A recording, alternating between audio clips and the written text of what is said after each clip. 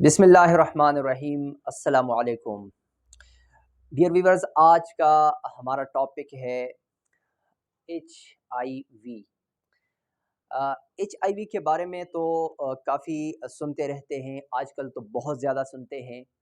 और एचआईवी क्या है और एचआईवी कौन-सी बीमारी पैदा कर देती है और एचआईवी इन्फेक्शन का ट्रांसमिशन कैसे होता है और एचआईवी में ऐसा क्या है जो कि उनकी ट्रीटमेंट सही तरीके से नहीं हो पाती और इसमें क्या प्रॉब्लम है। तो सबसे पहले हम पढ़ते हैं एचआईवी के बारे में कि एचआईवी स्टैंड फॉर, इनके नाम से ज़ाहिर है कि क्या बनता है। एचआईवी से बनता है ह्यूमन इम्यूनो डेफिशिएंसी वायरस, यानी ये एक ऐसा वायरस है जो कि इंसान के जो दिफ़ाई निज़ाम है, जिसको हम इम्यून सिस्टम कहते हैं, क़ुव्वत मुदाफ़ियत को क्या करते हैं, कमज़ोर कर देते हैं। एक बात याद रखना कि रोज़ाना की बुनियाद पर यानी डेली बेसिस पर हमारा लाखों करोड़ों जरासीमों के साथ वास्ता पड़ता है, जैसे कि बैक्टीरिया, वायरसेस और फंजाई, पैरासाइट्स, इस तरह की चीज़ों से हमारा वास्ता पड़ता है। अल्लाह ताला ने हमारे जिस्म के अंदर, हमारे बॉडी में एक निज़ाम बना के रखा है जिसको हम इम्यून सिस्टम कहते हैं। और उस इम्यून सिस्टम को मज़ीद सादा अल्फाज में अगर मैं बताऊं तो इसको हम कहते हैं क़ुव्वत मुदाफ़ियत, यानी एक दिफ़ाई निज़ाम हमारे बॉडी में मौजूद है। जब भी कभी कोई बैक्टीरिया, कोई जरासीम, कोई वायरस, कोई फंजाई या कोई भी ऐसा पैरासाइट्स हमारे बॉडी में आता है, तो हमारे बॉडी के अंदर एक सलाहियत ऐसा है कि इन चीज़ों से लड़ सकते हैं और हमें हमें इन चीज़ों से बचा लेता है। अब इस वायरस के बारे में मैं आता हूँ, इसकी मेन बात पे आता हूँ, जो मेन टॉपिक है इसका और इसका जो मेन टारगेट है, वो क्या करते हैं ऐसा कि हमें इतना वीक बना देते हैं, विच लीड टू डेथ। तो ये वायरस जो है, ये क्या करता है कि हमारे बॉडी के यानी ह्यूमन का जो इम्यून सिस्टम है उसको डेफिशिएंट बना देता है। तो जब एक ऐसा निज़ाम आपका कमज़ोर हो, फॉर एग्ज़ाम्पल अगर आपके सिक्योरिटी इंतज़ामात, अगर कहीं पर सिक्योरिटी इंतज़ामात जब वीक हो जाए, तो वहाँ पर क्रिमिनल केसेस शुरू हो जाते हैं। यानी ज़ाहिर है, कोई प्रोफ़ेशनल चोर हो या कोई ऐसा छोटा-मोटा चोर हो, वहाँ पर फिर वो आराम से अपना क्रिमिनल एक्टिविटीज़ कर सकते हैं। सो इसी तरह हमारे बॉडी में ये जो इम्यून सिस्टम है, जब ये वीक होना शुरू हो जाए, तो मुख्तलिफ़ किस्म के पैथोजन जो बीमारियां पैदा करने की सलाहियत रखता है, थोड़े मिकदार में भी हमारे बॉडी में आ जाए तो क्या होगा, हमारे बॉडी में मुख्तलिफ़ किस्म के बीमारियां पैदा होने शुरू हो जाते हैं। तो इसीलिए ये वायरस बहुत ज़्यादा डेंजर है, इसके नाम से ज़ाहिर है human immuno deficiency virus. Okay, अब हम बात करते हैं कि इस वायरस की स्ट्रक्चर क्या है, यानी इस वायरस का जो शक्ल सूरत है वो क्या है। ज़रा उसके बारे में थोड़ी सी मुख्तसर में बात कर लूँ, फिर आगे जाते हैं, मेन बात पे जाते हैं। ये मैंने एक सिंपल डायग्राम में इसको शो करवाया है। ये इस वायरस का डायग्राम है, यानी इसका स्ट्रक्चर है, ठीक है। और ये वायरस का ये पार्ट्स है, मैं यहाँ से आपको शुरू करवा देता हूँ कि it is a retro virus. Retro RNA virus नाम से ज़ाहिर है कि ये एक रिवर्स रिवर्स करता है, आरएनए को कन्वर्ट करता है किस चीज़ में, डीएनए में। अब ये बड़ा मुश्किल काम है, लेकिन इस वायरस के पास ऐसा क्या चीज़ है कि वो रिवर्स कर जाता है, यानी डीएनए में कन्वर्ट करता है आरएनए को। मोस्टली हम जब डीएनए में पढ़ता है, ट्रांसक्रिप्शन में हमने पढ़ा है कि डीएनए बनाता है, आरएनए बनाता है। लेकिन ये वायरस क्या करता है, इनके पास एक एंजाइम है जिसको कहते हैं रिवर्स ट्रांसक्रिप्टेज एंजाइम।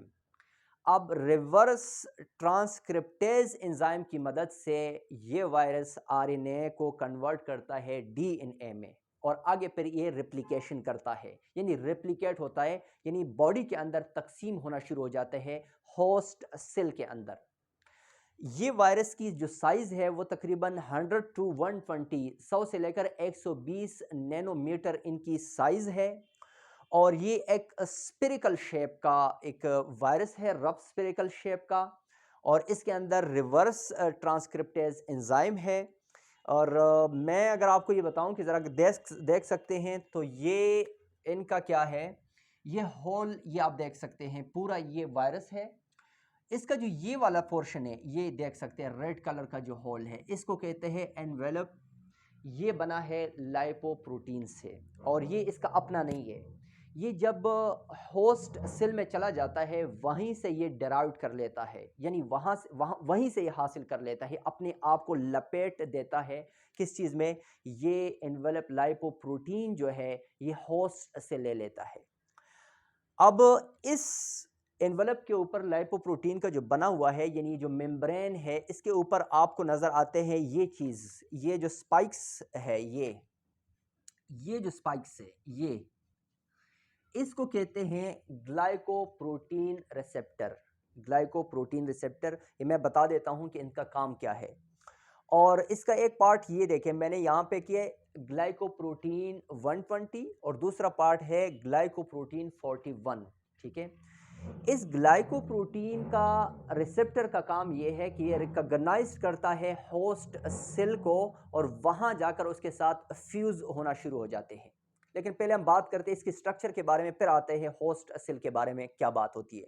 ठीक है, अब इस मेम्ब्रेन के अंदर अगर देखा जाए, इस मेम्ब्रेन के, तो यहाँ पर क्या है, अंदर ये आपको नज़र आता है, ये जो कोट नज़र आता है ये प्रोटीन से बना हुआ है और इसको कहते हैं कैप्सिड। अब ये कैप्सिड प्रोटीन से बना है और ये जो एक एक आपको दाना नज़र आता है, ये प्रोटीन, इस एक एक उसको कहते हैं कैप्सोमर। ओके, कैप्सिड का काम क्या है कि जो सेल के अंदर जो जेनेटिक मटेरियल है, इसके जो जेनेटिक मटेरियल है वो आरएनए है, आरएनए इसकी प्रोटेक्शन करता है। और इसके अंदर ये जो हमें नजर आता है ये चीज, ये इसको कहते हैं RNA double strand, sorry RNA strand 2 strand इसके अंदर मौजूद है ये। ठीक है, ये दोनों। और इस कैप्सिड के अंदर एक और चीज़ हमें नज़र आती है, ये आप देख सकते हैं, ये इसको हम कहते हैं reverse transcriptase, reverse transcriptase enzyme. अब रिवर्स ट्रांसक्रिप्टेज एंजाइम का क्या काम है कि इस आरएनए को कन्वर्ट करता है वायरल डीएनए में। ठीक है, तो ये इनके स्ट्रक्चर के बारे में हमने बात की और अब आते हैं इसका असल काम की, इसका तरीके वारदात क्या है, यानी इस वायरस का क्या तरीक़ेकार है जो होस्ट सेल में इंटर हो जाता है, होस्ट सेल को इन्फेक्ट कर देता है। तो उसके बारे में बात करते हैं। ये जो ग्लाइकोप्रोटीन रिसेप्टर है ये रिकॉग्नाइज करता है हमारे होस्ट सेल को, उसको हम कहते हैं हेल्पर टी सेल्स जो होते हैं, टी हेल्पर सेल्स जो होते हैं लिम्फोसाइट्स के, जो टी हेल्पर सेल्स है उसके ऊपर एक रिसेप्टर है, उसका नाम है CD4 रिसेप्टर।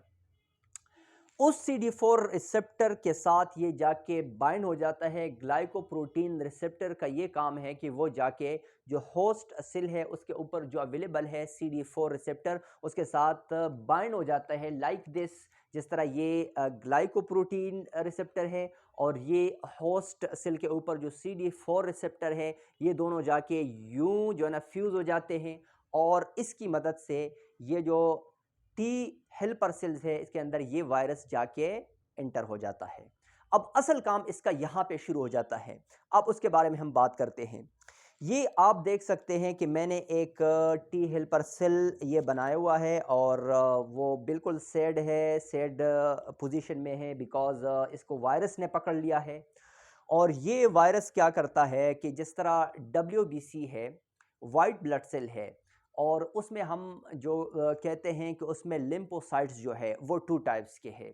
एक को हम बी लिम्फोसाइट्स कहते हैं, उनका काम क्या है कि प्रोडक्शन ऑफ एंटीबॉडीज़, और एंटीबॉडीज़ इसलिए बनते हैं कि किसी पैथोजन, किसी भी वायरस, किसी भी पैरासाइट, किसी भी बैक्टीरिया के अगेंस्ट बन जाते हैं और उसको अटैक कर जाते हैं। ये तो हम बात करते हैं।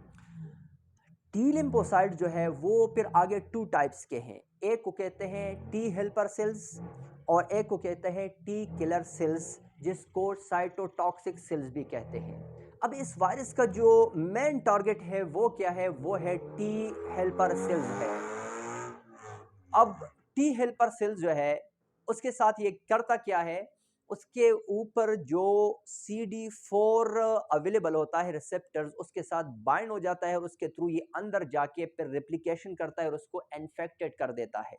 लेकिन इससे पहले एक और बात, CD4 जो वो है सेल्स है, CD4 सॉरी जो टी हेल्पर सेल्स है उसका क्या काम है कि रिकॉग्नाइज करता है एंटीजन को, यानी बाहर से जब कोई बैक्टीरिया वायरस आते हैं ये जो टी हेल्पर सेल है उसको रिकॉग्नाइज करता है और क्या करता है कि वह बाकी सेलों को कम्युनिकेट करता है कि जी आप भी आ जाए, हमारी मदद फरमाइए और हम क्या करते हैं इस सेल को किल करते हैं, इस वायरस को, इस पैथोजन को, इस बैक्टीरिया को किल करते हैं। तो इसका ये एक फंक्शन है।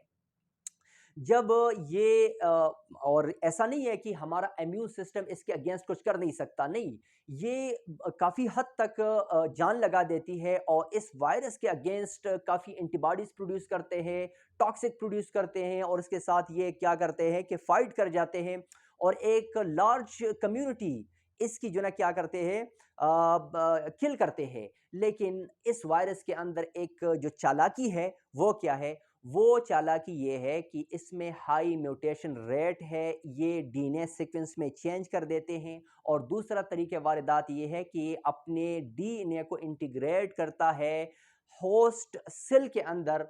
फिर वहां पर ना तो होस्ट सेल के इम्यून सिस्टम को ये पता लगता है कि यहाँ पे कौन अवेलेबल है, कौन आया, कौन नहीं गया, तो वहां पर ही फिर क्या करता है, रिप्लिकेशन करता है और जब ये होस्ट सेल के अंदर चला जाता है तो जो मैंने आपको बताया कि इसके अंदर आरएनए है और आरएनए के साथ साथ एक रिवर्स ट्रांसक्रिप्टेज एंजाइम है। वही रिवर्स ट्रांसक्रिप्टेज एंजाइम क्या करता है कि उस आरएनए को, वायरल आरएनए को वायरल डीएनए में कन्वर्ट करता है। वही वायरल डीएनए जाके अपने आप को इंटीग्रेट कर जाता है, अपनी डीएनए को किस चीज़ में, होस्ट सेल के डीएनए के अंदर अपने आप को मिला देता है, उसके अंदर अपने आप को जम कर देता है।